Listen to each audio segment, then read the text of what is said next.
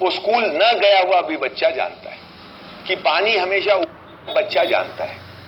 आपका प्रश्न न समझे अलग बात है, पर हर बच्चा जानता है कि पानी ऊपर से नीचे की ओर बहता है। वो स्कूल न गया हुआ भी बच्चा जानता है कि पानी हमेशा ऊपर से नीचे की ओर बहता है।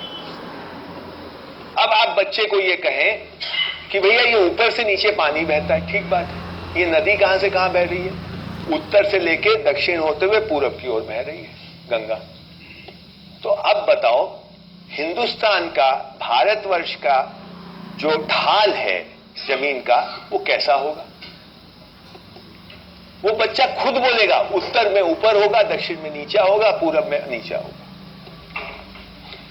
और फिर आप उसको ये कहें कि कोई भी नदी अब दुनिया में तुम देखोगे कहीं भी, तो तुम ये क्या पता कर सकते हो कहां ऊंचा है कहां नीचा है?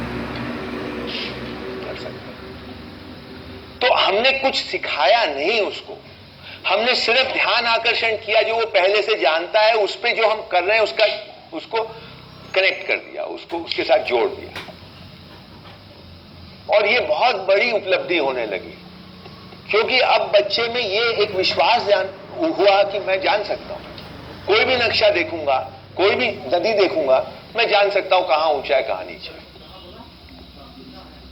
कोई भी दुनिया की नदी देखूंगा, क्योंकि समुद्र की ओर जाने वाली नदी सबसे नीची और जहां से आ रही है वो ऊंचा।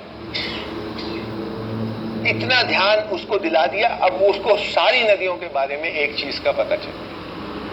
इसी तरह गणित, उदाहरण देता हूं, अनुपात हम सिखाते हैं बच्चों को, जोड़ सिखाते हैं बच्चों को। तो एक बार हम लोग ये करते हैं, हम बोले भाई 4 और 5 जोड़ सकते हो? बच्चा बोलता हाँ 9। फिर हम बोलते हैं 4 गधे और 5 घोड़े पर जोड़ो। अब बच्चे चुप, सोचो 4 गधे और 5 घोड़े को जोड़ो। तो थोड़ी देर बाद कोई एक बच्चा धीरे से बोलता है 9 जानवर। तो अब हमारा प्रश्न होता है, तुमको जानवर बोलने की जरूरत क्यों पड़ी? अभी तक तुम 4 और 5 9 बोल रहे थे। जैसे ही मैंने कहा 4 गधा 5 घोड़ा, तो तुमको 9 जानवर बोलने की जरूरत क्यों पड़ी? ये बोल के हम 5 मिनट उनको समय देते हैं सोचने के लिए, क्योंकि खुद का दिमाग चलना चाहिए। सब कुछ हम बता देंगे तो होगा।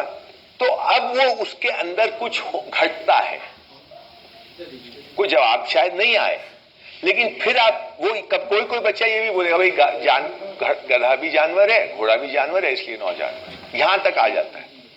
पर इसको फिर हम लोग आगे एक्सपैंड करते हैं कि देखो, हम समान वस्तुओं को ही जोड़ सकते हैं, हम गैर समान वस्तुओं को जोड़ ही नहीं सकते। दुनिया की कोई ताकत नहीं जोड़ सकती। तो अगर गैर समान वस्तुएं हैं तो पहले समान करो फिर जोड़ो। तो 5 कटोरी और 4 गिलास जोड़ना हो तो बर्तन में समानता है, दोनों कटोरी और गिलास दोनों बर्तन है, पर बर्तन के अलावा भी कुछ और है। वो जो और है, जो विभिन्नता है, भिन्नता है, उसको हटा दो, जो समानता है उसको जोड़ दो। ये बात बच्चे को बिल्कुल समझ में आती है, तीसरी कक्षा के बच्चे को समझ में आती है। और ये हमने कॉलेज तक नहीं समझी थी।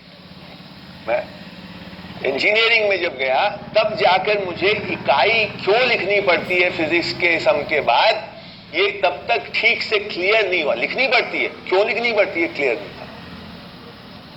0 मिल रहा है, इकाई नहीं लिखी, ये तो समझ में आ गया, सतर्क हो गए कि इकाई लिखना होगा, उसके आगे मीटर पर सेकेंड या मीटर पर सेकेंड स्क्वायर या वो जो भी होगा। लेकिन क्यों है,